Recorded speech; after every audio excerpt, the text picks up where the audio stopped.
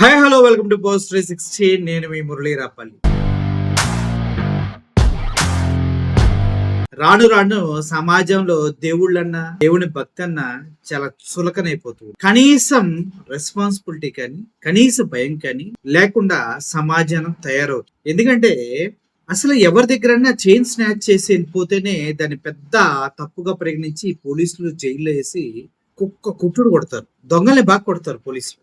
అటువంటిది దేవతామూర్తుల మెల్లో నెక్లెస్లు, అదే విధంగా వెండి కిరీటాలని అసలు కూసింత బెరుకు కొద్ది కూడా భయం లేకుండా బ్యాగు తెచ్చి మరీ బ్యాగు తీసుకుని వచ్చి నిర్దాక్షిణంగా మొత్తం ఒలుచుకొని బ్యాగులో వేసుకొని పోతున్న దారుణమైనటువంటి విజువల్ ఈ రోజు నేను చూడటం జరిగింది. అంటే దేవతామూర్తులు అంటే అంత చిన్న చూప, ఏమీ చేయలేరని. అసలు ఎందుకు దేవాలయాల దొంగతనం చేసేంత ధైర్యం జనాలకి ఎక్కడి నుంచి వస్తుంది? ఈ సభ్య సమాజంలో ప్రతి ఒక్కరు దేవుళ్ళని పూజిస్తూ హిందూ మతాన్ని గౌరవిస్తూ సనాతన ధర్మం అంటూ చెప్పుకుంటున్న రోజుల్లో కూడా కొద్ది కూడా సిగ్గు లేకుండా నిస్సిగ్గుగా దొంగతనం చేయకూడదని తెలిసి కూడా అది దేవాలయంలో దేవతామూర్తి విగ్రహం దగ్గర నుంచి దొంగతనం చేసుకెళ్తున్నాడంటే వాడిని మనిషి అనాలా, జంతువు అనాలా నాకు అర్థం కాదు. ఎందుకంటే కొన్ని కోట్ల మంది ప్రజల నమ్మకం ఎంతో ఎంతో ఎంతో మహిమాన్వితమైనటువంటి దేవతా విగ్రహాలు, కొన్ని వేల మంది భక్తులు ఎప్పటికప్పుడు పూజలు చేస్తూ ఉంటారు.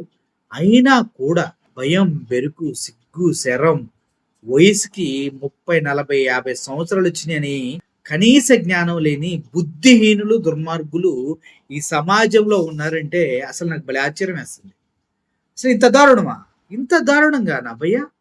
అసలు చూడండి ఎలా ఒలుస్తున్నాడు. ఆ వీడియో ఒకసారి చూడండి మీరు.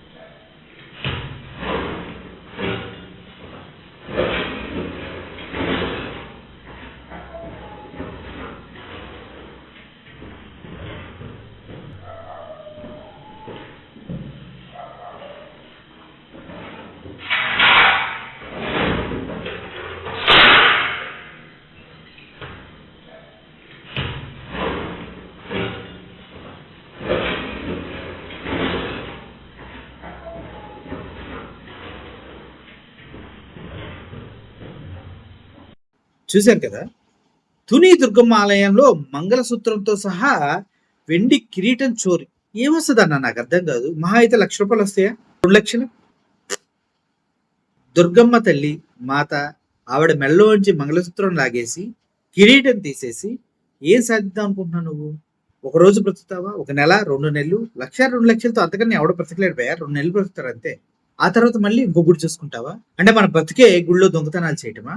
ఈ వ్యక్తిని దారుణంగా పోలీసులు అరెస్ట్ చేసి ఎప్పుడు దేవతామూర్తుల జోలికి వెళ్లకుండా, చోరీ చేయకుండా, దొంగతనం చేయకుండా శిక్షించాలని మనసారా కోరుకుంటున్నాను. అంత ఈజీ కాదు కదా.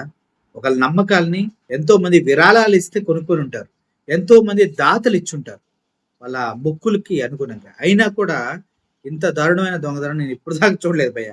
కళ్ళెదురుగా సీసీటీవీ కెమెరాలో దారుణంగా దేవతామూర్తి జ్యువెలరీని దొంగతనం చేయడం for the first time in my life చూస్తున్నా. Thank you for watching this video. ఇటువంటి దారుణాలు ఇంకెన్ని చూడాల్సి వస్తుందో కలియుగం. Thank you for watching this video. Murali signing off. Thank you so much.